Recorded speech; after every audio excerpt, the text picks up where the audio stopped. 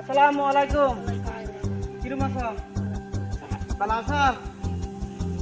আজকে তো 15 আগস্টের দিন। হ্যাঁ, ভারত স্বাধীন করছিল 1947 সাল 15 আগস্ট ভারত স্বাধীন করছিল।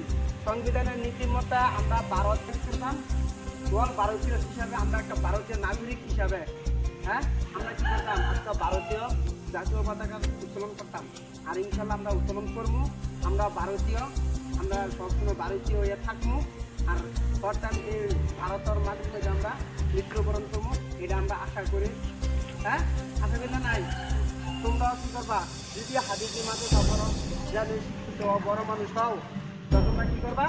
সবসময় এই ভারতীয় সংবিধান মান্য করবা। আর এই জাতীয় পতাকা 1947 ভারত স্বাধীন করছেন, তো এই ভারত স্বাধীন করার জিনিসটা তোমরা সবসময় পালন করে যাবে ইনশাআল্লাহ। জয় হিন্দ।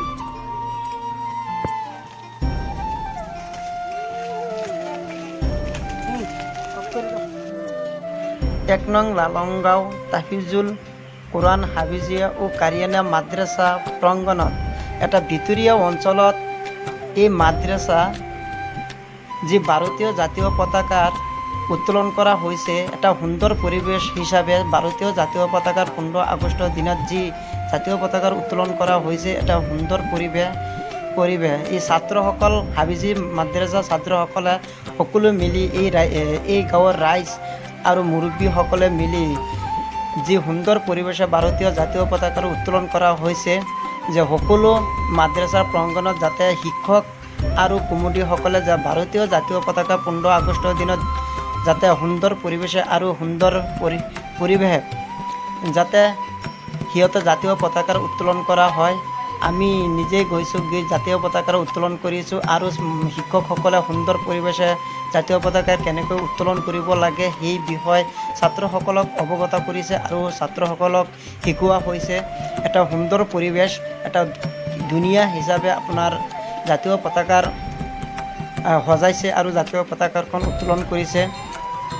আমি জানো যে সকলো মাদ্ৰাছাবিলাকত এনেকুৱা জাতীয় পতাকাৰ উত্তোলন কৰা হয়। 15 আগষ্ট ভাৰত স্বাধীনতা দিৱস হিসাবে জাতীয় পতাকাৰ উত্তোলন কৰা হয়।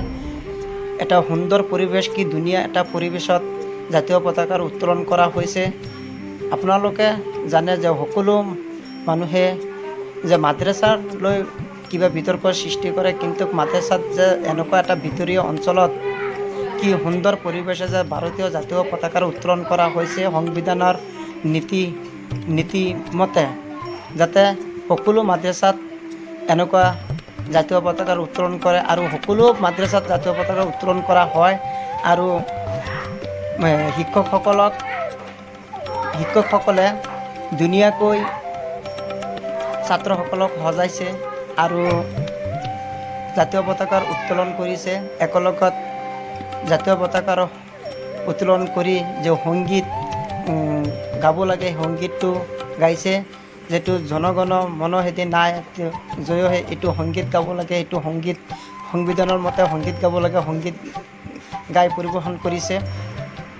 বহুত ধুনীয়া লাগিছে আৰু ধুনীয়াকৈ সজাইছে যাতে আপোনালোকে বেয়া নাপায়। মই যিখিনি কথা কৈছোঁ সেই কথাৰ মতে যে আপোনালোকে বেয়া নাপায় বা কিবা বেয়া পৰিস্থিতিত লৈ নাযায়, সেইকাৰণে আপোনালোকক অনুৰোধ কৰিছোঁ যাতে